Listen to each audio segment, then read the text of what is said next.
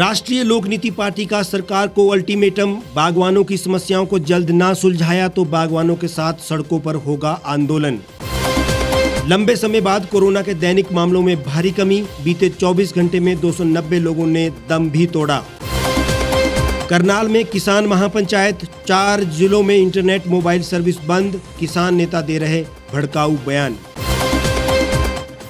Oval की ऐतिहासिक जीत से भारत वर्ल्ड टेस्ट चैंपियनशिप में टॉप पर पहुंचा।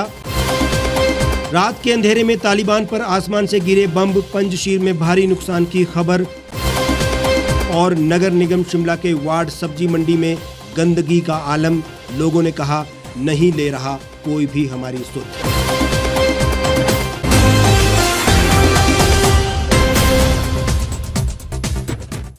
नमस्कार, स्वागत है आपका द रीव टाइम्स न्यूज चैनल में। आपके साथ मैं हेमराज चौहान। अब खबरें विस्तार से। हिमाचल में सेब सीजन में सेब के उचित दाम न मिलने से बागवानों की समस्याओं को लेकर राष्ट्रीय लोक नीति पार्टी ने प्रेस क्लब में एक प्रेस पत्रकार वार्ता की। राष्ट्रीय लोक नीति पार्टी ने सरकार को आड़े हाथों लिया और सरकार की नाकामी पर अपनी योजना को जाहिर किया। इस अवसर पर लोक नीति पार्टी के हिमाचल कन्वीनर DN चौहान, राज्य एडवाइजरी बोर्ड के प्रभारी नंदीवर्धन जैन, राष्ट्रीय लोक नीति नेशनल कोर कमेटी के सदस्य आनंद नायर और SP शर्मा ने शिरकत की और जमकर सरकार की इस अनदेखी पर प्रहार किया। बागवानी में 5,000 करोड़ से ज़्यादा की अर्थव्यवस्था पूरे प्रदेश पर निर्भर होती है। हमने सरकार को आगाह किया है कि जल्दी इस पर कोई ना कोई अपना समाधान लाए। अगर विदिन वीक सरकार कोई सही निर्णय नहीं लेती है तो लोगों के साथ, बागवानों के साथ सड़क पे निकलेगी, क्योंकि अगर सड़क खामोश होती है तो विधानसभा और संसद बेलगाम होती है। इस अवसर पर प्रदेश कन्वीनर DN चौहान ने कहा कि सरकार बागवानों को लेकर नकारात्मक रवैया अपना रही है। सरकार की बेरुखी से आज सेब के रेट इतने गिर गए हैं कि बागवान को बहुत नुकसान उठाना पड़ रहा है। इसका मुख्य कारण MIS के अंतर्गत खरीदा गया सेब जो प्रोसेसिंग में जाना चाहिए था वो मार्केट में जा रहा है। उसकी वजह से मार्केट में ये गिरावट आई है। सरकार इसकी बिक्री को तुरंत बंद करे और इसे प्रोसेस किया जाए। इसके अलावा सीजन के बीच बाहर से सेब का आना भी एक गिरावट का कारण है। DN चौहान ने कहा कि सभी फल उत्पादक संघ द्वारा सेब की मार्केटिंग हेतु बनाई जा रही योजनाओं और संभावित योगदान की भी सराहना की। प्राइसेस बड़े कम मिले इनको और उसके कई सारे फैक्टर्स हैं, जिसमें से एक जैसे कहा गया है कि जो MIS में सेब खरीदा जा रहा है वो भी मार्केट में जा रहा है, जिसकी वजह से जो डिमांड एंड सप्लाई में मीन्स घटिया क्वालिटी का सेब भी, जो प्रोसेस ग्रेड का सेब भी मार्केट में आपको और रिटेल में बेचा जा रहा है टेबल पर्पज़ के लिए। सरकार को चाहिए कि उसको ऐसी प्रैक्टिस को बंद करें और प्रोसेस के ऊपर ध्यान दें। सारा ये प्रोसेस ग्रेड का सेब है तो प्रोसेस होना चाहिए और फूड प्रोसेस ऑर्डर के अंतर्गत जो कानून है उसका सख्ती से पालन भी किया जाए। रूरल एरिया में हमें CS स्टोर की सख्त ज़रूरत है। मैं समझता हूँ कि हर पंचायत लेवल पर एक छोटा 250 या 500 मीट्रिक टन की कैपेसिटी का एक CS स्टोर होना चाहिए। CS स्टोर के लिए वो गवर्नमेंट की पूरा फंडेड होना चाहिए। बेशक सब्सिडी नहीं दे सकते तो आप रिवॉल्विंग फंड दें, अगर आप नहीं दे सकते तो जब हमारी पार्टी आएगी हम तो ज़रूर करेंगे। राष्ट्रीय लोक नीति पार्टी ने एक सिस्टम तैयार किया है कि हम लोग कैसे बागवानों तक एक अच्छा दाम उनके उत्पाद का दिला सकते हैं। व्यापक तरीके से हम लोग बागवानों की हेल्प करने के लिए आगे आ रहे हैं। हम लोग जो काम करेंगे इसमें बागवानों का जो अधिकतम मूल्य निर्धारित किया जा सकेगा, उनको मिल पाएगा और डायरेक्ट कंज्यूमर को भी फायदा होगा। पत्रकारों को संबोधित करते हुए SP शर्मा ने कहा कि सरकार नियतन बागवानों के साथ सौतेला व्यवहार कर रही है। बागवानों की आंखों में आज आंसू है। साफ है कि सरकार या तो बागवानों को बेवकूफ़ समझती है या बेवकूफ़ बना रही है। बागवानों की पूरी साल भर की मेहनत है। ऐसे में सरकार की बयानबाजी से बागवानों को हताश और आक्रोशित होना पड़ रहा है। मुख्यमंत्री को तत्काल बागवान मंत्री से बागवान मंत्रालय छीन लेना चाहिए, क्योंकि उनके सभी बयान बागवान विरोधी हैं। उन्होंने कहा कि पार्टी प्रेस कॉन्फ्रेंस के माध्यम से सरकार को आगाह कर रही है कि अगर एक हफ्ते के अंदर इस विषय पर कोई ठोस कार्रवाई नहीं होती तो लोक नीति पार्टी सड़क पर उतरेगी और आंदोलन करेगी, क्योंकि जनता सबसे ऊपर है और अगर किसी को सरकार में होने का अहंकार हो जाए तो जनता को उसे सबक सिखाना आता है। सेब सीज़न में मंडी में सेब के दाम नहीं मिल रहे हैं। बागवान बहुत निराश है, पूरे साल भर की मेहनत है और ऐसे में सरकार से और सरकार के मंत्रियों की जो बयानबाजी हो रही है उसको लेकर बागवान हताश है, उदास है और आक्रोश में भी है। बेहद विरोधाभासी और हास्यास्पद जो बयानबाजी हो रही है, ऐसा लगता है कि सरकार और पार्टी दोनों ही बागवानों को इस पीड़ा से निजात देने के अलावा उन्हें और पीड़ित कर रही है। ऐसी स्थिति में लगता है कि सरकार है ही नहीं। लोगों को खुद आगे आना पड़ेगा, अपनी सरकार खुद बनानी पड़ेगी। राष्ट्रीय लोक नीति सबसे पहले एक डाटाबेस पे जाने वाले बात कह रही है कि सबका माइक्रो लेवल तक का डाटा होगा, जिसमें सारी चीज़ें क्लियर हो जाएगी कि कौन बागवान, कौन किसान, किसकी कितनी खेती है, किसकी कितनी इनकम है। उस लिहाज से सारी चीज़ें क्लियर होगी और उसके बाद सरकार अपनी रणनीति बना सकती है कि हमें क्या और किसके लिए करना है। हमने सरकार को आगाह किया है कि जल्दी इस पर कोई ना कोई अपना समाधान लाए। अगर विद इन वीक सरकार कोई सही निर्णय नहीं लेती है तो लोगों के साथ, बागवानों के साथ सड़क पे निकलेगी, क्योंकि अगर सड़क खामोश होती है तो विधानसभा और संसद बेलगाम होती है, तो वो बेलगाम नहीं होने दिया जाएगा। और जिम्मेवारियां हैं, इनको चुन के जनता ने भेजा है, तो जनता के लिए काम करना इनका दायित्व है, इनको वो फर्ज अपना निभाना ही पड़ेगा। पार्टी ने बागवानों के साथ वेबिनार आदि के माध्यम से भी चर्चा जारी रखी है। पार्टी बागवानों के लिए सरकार की नीतियों पर भी नाखुश है और एक बड़े आंदोलन के लिए सड़कों पर उतरने के लिए भी तैयार है। अब देखना यह है कि बागवानों की समस्याओं को कितना सरकार तक पहुंचा पाने में राष्ट्रीय लोक नीति पार्टी सफल हो पाती है। कोरोना संक्रमण के मामलों को लेकर सोमवार का दिन राहत देने वाला रहा। एक और जहां कोरोना के दैनिक मामलों में गिरावट दर्ज हुई, वहीं टीकाकरण ने भी रिकॉर्ड बनाया। देश में 1.13 करोड़ लोगों को महाअभियान के तहत कोरोना टीका लगाया गया। वहीं लंबे समय के बाद कोरोना के दैनिक मामलों में भी कमी आई है। बीते 24 घंटे में कोरोना के 31,222 नए मामले दर्ज हुए। 42,903 लोगों ने इस बीमारी को मात दी और 290 संक्रमितों ने दम भी तोड़ दिया। ये पहले के आंकड़ों के मुकाबले काफी कम है। इससे पहले सोमवार को भी 40,000 से कम मामले मिले थे। बीते करीब एक हफ्ते तक 40,000 से ज्यादा नए मामले मिलने के बाद इस कमी ने बड़ी राहत दी है। केरल, महाराष्ट्र में भी कोरोना के नए केस कम हो रहे हैं। टीकाकरण की रफ्तार तेज होने से लोगों की बॉडी में हार्ड इम्यूनिटी तैयार हो रही है, जिससे संक्रमण की चपेट में लोग कम आ रहे हैं। ICMR के मुताबिक 6 सितंबर तक 53 करोड़ से ज्यादा टेस्ट हो चुके हैं, जबकि सोमवार को 15 लाख से ज्यादा सैंपल की जांच हुई। उधर कोरोना काल में अमेरिका, चीन और रूस जैसे देशों को पीछे पछाड़ते हुए क्यूबा ने बड़ी उपलब्धि हासिल की है। क्यूबा दुनिया का पहला देश बन गया है जहां 2 साल के बच्चों का वैक्सीनेशन शुरू कर दिया गया है। यहां अब्दुल्ला और सोबराना नाम के 2 कोरोना टीके लगाए जा रहे हैं। दोनों ही क्यूबा ने खुद तैयार किए हैं। इनका बच्चों पर भी क्लिनिकल ट्रायल किया जा चुका है, जिसे अभी मंजूरी नहीं मिली है। क्यूबा में 12 साल तक के बच्चों का वैक्सीनेशन पहले ही शुरू हो चुका है। इसके बावजूद महाराष्ट्र के नागपुर में स्वास्थ्य मंत्री का ये बयान कि वहां तीसरी लहर आ चुकी है, ये हम सबके लिए चिंता का विषय है। उन्होंने कहा कि 1 या 2 दिनों में वहां पाबंदियों की घोषणा कर दी जाएगी। मास्क पहने और सामाजिक दूरी का पालन करें, टीकाकरण अभियान में हिस्सा लें, इसी में हम सबका बचाव है। हरियाणा के करनाल में किसान महापंचायत को देखते हुए सुरक्षा के कड़े इंतजाम किए गए हैं। राज्य सरकार ने 4 जिलों में इंटरनेट, मोबाइल और SMS सेवाएं बंद कर दी हैं। वहीं बड़ी संख्या में पुलिस बल को भी तैनात किया गया है।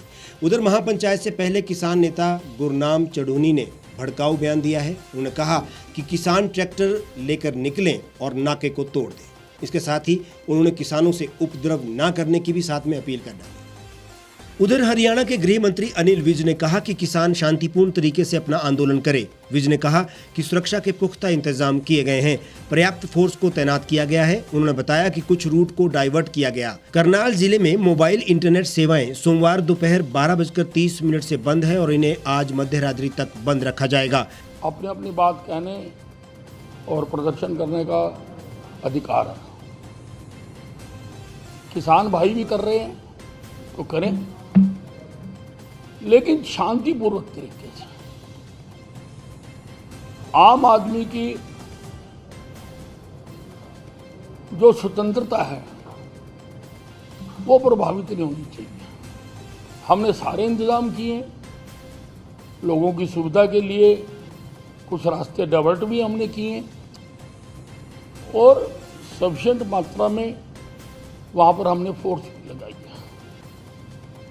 और ADGP law and order Virk को मैंने आदेश दिए हैं कि वो खुद वहाँ पे रहेंगे और सारी स्थिति को मॉनिटर करेंगे ताकि सारा जो कार्यक्रम है वो शांतिपूर्ण निपट जाए। वहीं करनाल के एसपी ने बताया कि पुलिस इसलिए तैनात की गई है कि कानून व्यवस्था बनी रहे और कोई भी गैर कानूनी गतिविधि ना हो। किसान महापंचायत के दौरान हम बातचीत भी करेंगे और चाहेंगे कि मामले का बातचीत से हल निकले। अब यहाँ किसान आंदोलन को लेकर ये कहना गलत ना होगा कि जैसे जैसे चुनाव समीप आ रहे हैं, राज्यवार किसान न केवल सरकार की घेराबंदी कर रहे हैं बल्कि भड़काऊ बयानों से माहौल को भी गरमा रहे हैं। पिछली महापंचायत में राकेश टिकैत ने अल्लाहू अकबर के नारे लगवाकर धार्मिक मोड़ देने की कोशिश की, तो वहीं योगेंद्र यादव ने योगी आदित्यनाथ को जमकर भला बुरा कहा। किसान आंदोलन के बहाने कुछ नेता तो अपनी सियासी जमीन ही तलाश रहे हैं। और अब बात करते हैं खेलों की। भारतीय टीम ने इंग्लैंड के खिलाफ यहां द ओवल में खेले गए चौथे टेस्ट मैच में जीत के साथ विश्व टेस्ट चैंपियनशिप 2021-2023 के संस्करण में लीड ले ली और ये शीर्ष पर पहुंच गया है। हालांकि अंतर्राष्ट्रीय क्रिकेट परिषद ने अभी इसकी आधिकारिक पुष्टि तो नहीं की है। अगर कोई अंक नहीं काटा जाता है तो भारत के 26 अंक और 58.33% ऑफ पॉइंट होते हैं। उसके बाद पाकिस्तान और विंडीज है जिनके 12 अंक है और 50% पीसीटी है। प्रत्येक टेस्ट मैच जीतने पर 12 अंक मिलते हैं, टाई होने पर 6, ड्रॉ होने पर 4 और हर मैच जीतने पर 100 पीसीटी मिलते हैं, जबकि टाई होने पर 50 और ड्रॉ होने पर 33.33 पीसीटी मिलते हैं। 5 मैचों की टेस्ट सीरीज में 60 अंक, 4 मैचों की सीरीज में 48, 3 मैचों की सीरीज में 36 और 2 मैचों की सीरीज में 24 अंक मिलते हैं। भारत और इंग्लैंड के धीमी ओवर गति को लेकर 2-2 अंक काटे गए थे। पहले 3 टेस्ट से 16 अंक आने थे लेकिन 14 ही मिले। मैच हारने के कारण इंग्लैंड के अंक समान है लेकिन मैच जीतने की वजह से भारत के अंक बढ़ेंगे। भारत की जीत टूर्नामेंट के पहले संस्करण की उप विजेता टीम के लिए एक शुरुआती बढ़त बनाती है, क्योंकि घरेलू लाभ आमतौर पर शीर्ष दावेदारों के बीच टेस्ट और सीरीज तय करने में एक महत्वपूर्ण कारक होता है। 2 वर्ष के साइकिल के बाद शीर्ष की 2 टीमें फाइनल में जगह बनाती है। ऑस्ट्रेलिया और इंग्लैंड पहले संस्करण में कोरोना के कारण जगह बनाने से चूके थे, जबकि भारत ने ऑस्ट्रेलिया दौरे पर मिली जीत के दम पर फाइनल के लिए क्वालिफाई किया था। गौरतलब है कि भारत ने ओवल में इंग्लैंड को बड़े ही रोमांचक मैच में धूल चटा दी। ये 50 वर्षों के बाद ओवल में भारत की जीत है। पंजशीर को लेकर अभी तक स्थिति स्पष्ट नहीं हुई है। तालिबान ने जहां पंजशीर पर कब्जे का दावा किया है, वहीं नॉर्दर्न अलायंस के लड़ाकों का कहना है कि जंग जारी है और वो आखिरी दम तक लड़ेंगे। इस बीच सोमवार देर रात पंजशीर में तालिबान के ठिकानों पर हवाई हमले किए गए। इन हमलों में तालिबान को भी भारी नुकसान की बात कही जा रही है। तालिबान ना तो सरकार ही बना पा रहा है और अब पंजशीर पर भी वो सही बयानबाजी नहीं कर पा रहा है। स्थानीय मीडिया रिपोर्ट में बताया गया है कि देर रात तालिबानी ठिकानों पर हमले किए गए। हालांकि ये साफ नहीं हो पाया है कि हमले करने वाले लड़ाकू विमान किस देश के थे। पत्रकार मोहम्मद अल सुल्तानी ने अपने ट्वीट में लिखा है कि अज्ञात विमान तालिबान के ठिकानों पर हमला कर भाग निकले। ये किसने किया, रूस या तजाकिस्तान? इन हमलों में तालिबान को भारी नुकसान की बात कही गई है। तालिबान ने इन खबरों पर कोई प्रतिक्रिया नहीं दी। इससे पहले उसने पंजशीर पर कब्जे का दावा करते हुए कहा था कि अफगानिस्तान का आखिरी गढ़ भी उनके कब्जे में आ गया है। वहीं नॉर्दर्न अलायंस के प्रमुख अहमद मसूद ने तालिबानी दावे को गलत करार दिया है। उन्होंने कहा कि वो खून की आखिरी बूंद तक लड़ेंगे। बता दें, तालिबानी काफ़ी समय से पंजशीर जीतने की कोशिश में लगे हुए हैं। तालिबानी ठिकानों पर हवाई हमले के बाद अब सवाल ये उठा है कि कौन पंजशीर के लड़ाकों का साथ दे रहा है। इसमें सबसे पहला नाम तजाकिस्तान का सामने आ रहा है, क्योंकि अहमद मसूद के इन दिनों तजाकिस्तान में होने का दावा किया गया है। इसके अलावा जब तालिबान ने अफगानिस्तान पर कब्जा किया था, उस वक्त अफगान सेना के कई सैनिक लड़ाकू विमान यहां से निकलकर ताजिकिस्तान पहुंच गए थे। तजाकिस्तान नॉर्दर्न अलायंस और तालिबान विरोधी गुटों का साथ देता आया है। यही वजह है कि तालिबान पर हुए अज्ञात हमले के पीछे तजाकिस्तान का हाथ होने की बात कही जा रही है। इसके बाद रूस और फिर ईरान का भी नाम सामने आ रहा है। गौरतलब है कि ईरान ने हाल ही में नॉर्दर्न अलायंस के लड़ाकों पर पाकिस्तान द्वारा किए गए हमले की निंदा भी की थी। उसने कहा था कि इस तरह दूसरे देश के मामलों में हस्तक्षेप गलत है। नगर निगम शिमला के तहत आने वाले वार्ड नंबर 14 सब्जी मंडी में इन दिनों फल सब्जी विक्रेता गंदगी और कचरे की समस्या से परेशान हैं। दुकानदारों ने द रीप टाइम से बात करते हुए कहा कि गंदगी कचरे के कारण मच्छर पनप रहे हैं और बीमारियां होने की आशंका ज्यादा बनी हुई है। उन्होंने कहा कि कई बार सफाई निरीक्षक और स्थानीय पार्षद से समस्या के समाधान की मांग तो की गई, लेकिन कोई सुनवाई नहीं होने से समस्या जस की तस बनी हुई है। फल सब्जी मंडी में कचरा पात्र का भी अभाव है, जिसके कारण ये समस्या अधिक पनप रही है। उन्होंने कहा कि मीट मार्केट की गंदगी भी एक तरफ लाई जा रही है, वहीं सड़क की हालत भी बेहतर नहीं है। गंदगी कचरे के कारण फल सब्जी विक्रेताओं को परेशानियों का सामना करना पड़ रहा है, साथ ही ग्राहकों को भी परेशानी उठानी पड़ रही है। कुछ एक दुकानदारों ने तो पार्षद को वार्ड में ना आने की बात भी बोली। उन्होंने कहा कि जब पार्षद ही वार्ड में नहीं आएंगे तो वो किसे अपनी समस्याएं बताएं। वहीं सब्जी मंडी में लगी लाइटें भी टूट चुकी हैं, जिससे लोगों को चलने में भारी दिक्कतों का सामना करना पड़ रहा है। वार्ड में ये समस्या, यहाँ पर एक कूड़े का टप्पा है, उसमें कूड़ा बहुत ज़्यादा इकट्ठा होता है और बाहर को आ रहा होता है। पब्लिक को चलने में परेशानी होती है उसमें बहुत ज़्यादा, और स्मेल भी बहुत रहती है। आपने अपनी समस्या कभी नगर निगम को या अपने पार्षद को अवगत नहीं करवाया? और करवाया हुआ है सर, पहले भी बहुत बार कहा है, और यहाँ पर कोई भी सुनवाई नहीं होती। तो समस्या तो सड़क की है सबसे पहले, लोगों को चलने में बड़ी दिक्कत है। अगर गाड़ी पीछे से कोई लेके आनी है ऊपर ग्राउंड में, पीछे मार्केट में लास्ट में जहाँ से हमारा सामान आता है दुकान का, तो वहाँ बड़ी दिक्कत है जी। पीछे सबसे पहले तो ग्राउंड की दिक्कत ठीक होनी चाहिए, और सबसे पहले गार्बेज की होनी चाहिए। पीछे जो लास्ट में गार्बेज फेंकते हैं लोग, उसकी समस्या हल होनी चाहिए। सरकार से ये गुजारिश है कि थोड़ी सड़क पीछे की ठीक कराई जाए, उससे हमारे को और ज़्यादा बेनिफिट हो जाएगा जी। स्टॉल बन रहे थे जो सब्जी मंडी में, जो कॉर्पोरेशन के बनने थे, 1 साल से सारे बेघर होकर बैठे हुए हैं, दुकानें तोड़ दी हुई हैं और यहाँ अभी स्टॉल नहीं बन रहे। वो हमारे भाई बेचारे बाहर बैठे हैं, बरसात के दिन लगे हुए हैं, ना कोई काम है ना धाम है। आधा सौदा खराब हो रहा है उनका, आधा बिकता है, वो बेचारे क्या करें। सरकार इसकी और कोई कार्रवाई नहीं कर रही। टाइलें जो लगी थी ये सब्जी मंडी में, ये टाइलें अब उखड़ने लगने लगी, इसकी कोई देख रेख नहीं हो रही है। कई बुजुर्ग आदमी गिरते हैं रोज यहाँ पे। और जो आपके जो स्थानीय पार्षद है, क्या वो नियमित रूप से वार्ड में आ रहे? नहीं आती, कभी कभी आते हैं। शेषरनाथ अध्यक्ष है, retailer fruit and vegetable association. Ward में समस्या है, 2-3 टाइप की समस्या है। पहले भी यहाँ पे कूड़े की भी समस्या थी, क्योंकि नीचे मीट मार्केट का कूड़ा भी यहाँ सब्जी मंडी वाले इसमें टब में फेंकते हैं। लेकिन पीछे एक दिन कमिश्नर साहब आए थे तो उनसे ये गुजारिश की गई थी, तो उन्होंने जो नीचे मीट मार्केट का जो कूड़ा होता था उसके लिए नीचे से डंपर लगवा दिया। तो जितना ज़्यादा कूड़ा यहाँ पहले इकट्ठा हो रहा था उतना नहीं है, लेकिन सब्जी मंडी में फिर भी कूड़ा तो खैर इकट्ठा होता है। बाकी सड़कों की है, ये जो टाइलें वगैरह लगा रखी हैं ये उखड़ गई हैं। पीछे ये स्मार्ट सिटी का काम भी चला, उसकी वजह से भी तो ये गड्ढे नज़र में आ रहे हैं जगह जगह पे। काउंसलर साहब से कुछ बोलें तो काउंसलर साहब यहाँ पर आना जाना उनका होता है, वो तो कभी कोई अधिकारी आता है वजह तभी दिखाई देती है, बाकी काउंसलर यहाँ पे दिखाई नहीं देते। तो समस्या बताएँ किससे? अगर कोई समस्या हो भी तो काउंसलर वार्ड में या काउंसलर ने आना जाना है तो बताएँ किससे? ये सबसे बड़ी समस्या है। जब रीप टाइम्स की टीम ने लोगों की समस्या को लेकर वार्ड की पार्षद सुषमा कुठियाला के समक्ष इस समस्या को रखा, तो उन्होंने कहा कि नगर निगम शिमला के आयुक्त को इस समस्या से अवगत करवा दिया गया है, जल्दी ही दूसरी जगह पर डंपर रख दिया जाएगा। उन्होंने कहा कि उन्होंने आयुक्त के साथ उस जगह का निरीक्षण भी किया है। सब्जी मंडी के जो जिस कूड़े की बात आप कर रहे हो, मेरे ख्याल वो स्टार्टिंग वाला पॉइंट है। मैंने उसके रिगार्डिंग पहले भी कमिश्नर सर से बात की थी और हमने विज़िट भी किया था, और हमने नीचे जो सब्जी मंडी ग्राउंड है वहाँ हमने एक प्लेटफॉर्म बनवाकर वहाँ एक डंपर रखवाने के लिए मैंने पहले बोल दिया था।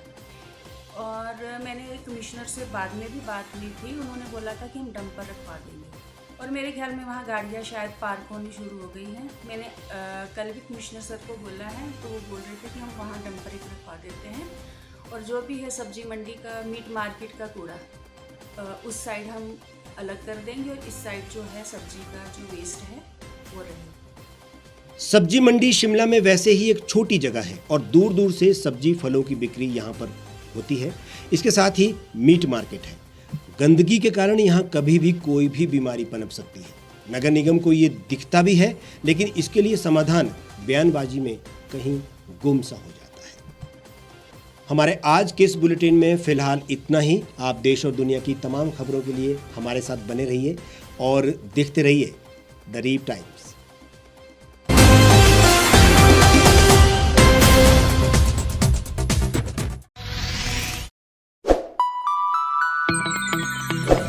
खबरों में बने रहने के लिए सब्सक्राइब करें द रीव टाइम्स, लाइक और शेयर करना ना भूलें। गांव की चौपालों से लेकर संसद के गलियारों तक, गृहिणी के चूल्हे से लेकर निवेश और बाजारों तक, किसानों के हाल से लेकर खेत और खलिहानों तक, शिक्षा और स्वास्थ्य से लेकर खेल के मैदानों तक, संसद के प्रधान से लेकर पंचायत के पंच तक, सेंट्रल हॉल से लेकर ग्राम सभा के मंच तक, हर खबर पर रहेगी हमारी पैनी नजर।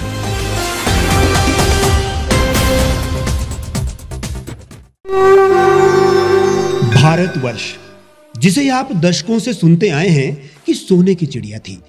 इसके पंख पहले मुगलों ने कुतरे, फिर अंग्रेजों ने, और आज राजनीतिक प्राणी कोई कोर कसर नहीं छोड़ रहे। आज भी लगभग 25 करोड़ लोग रात को भूखे सोते हैं। करीब 2 करोड़ लोगों के पास घर नहीं है। भ्रष्टाचार में हमारा 176 देशों में 80 नंबर आता है। औसतन 100 महिलाओं के साथ हर दिन ज्यादतियां होती है और ना जाने क्या क्या। देश की संसद से कुछ ही दूरी पर चादर लपेटे सैकड़ों लोग सुबह नील गगन के नीचे सोए हुए मिलते हैं। क्या आप एक ऐसे भारत की परिकल्पना नहीं करना चाहेंगे जहां कुछ ऐसा किया जाए कि 1 वर्ष के भीतर देश में कोई भिखारी या लाचार भी आश्रयहीन न रहे?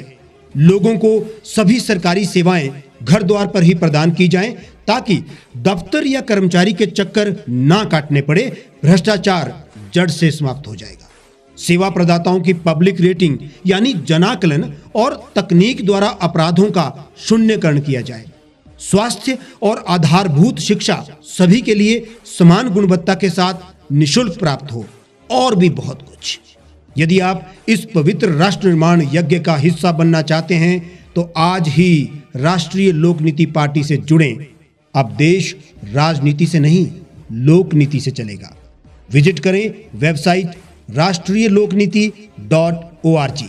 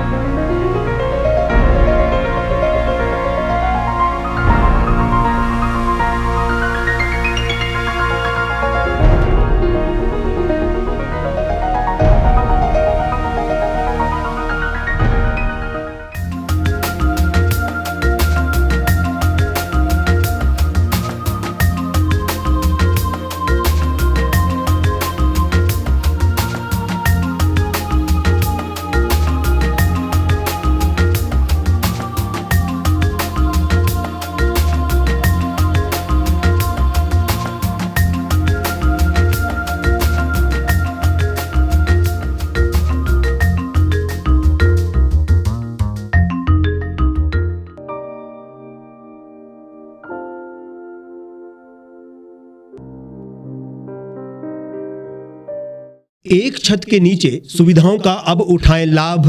रीव ई मार्ट में अब पाएं अपनी रसोई के लिए गुणवत्ता और सस्ते दामों पर राशन सामग्री। दालें हो या हो मसाले, आपका किचन ई मार्ट संभाले। उच्च गुणवत्ता और दामों में बेहतरीन रीव ई मार्ट में पधारें और पाएं अपनी पसंद के सभी उत्पाद, या फिर करें ऑनलाइन ऑर्डर और पाएं घर द्वार पर ही सुविधा। आज ही संपर्क करें फोन नंबर 8219694079 पर, बाईपास रोड, शनान, संजौली, शिमला।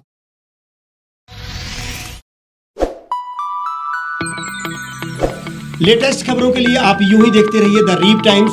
लाइक, शेयर और सब्सक्राइब करना ना भूलें।